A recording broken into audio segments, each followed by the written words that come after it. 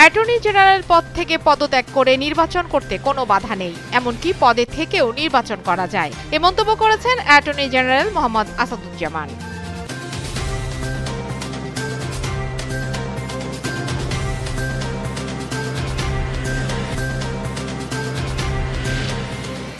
যারা মবের ভয় পাচ্ছে তারা আওয়ামী লীগের দোসর, মন্তব্য করেছেন প্রধান উপদেষ্টার প্রেস সচিব শফিকুল আলম।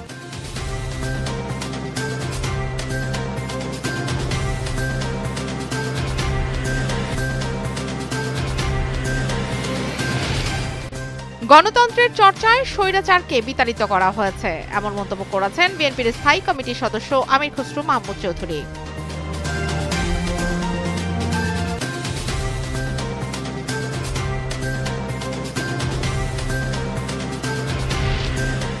আগামী 11 নভেম্বরের মধ্যে 5 দফা দাবি না মানলে কঠোর কর্মসূচির হুঁশিয়ারি দিয়েছেন বাংলাদেশ জামায়াতে ইসলামীর সেক্রেটারি জেনারেল মিয়া গোলাম পরোয়ার।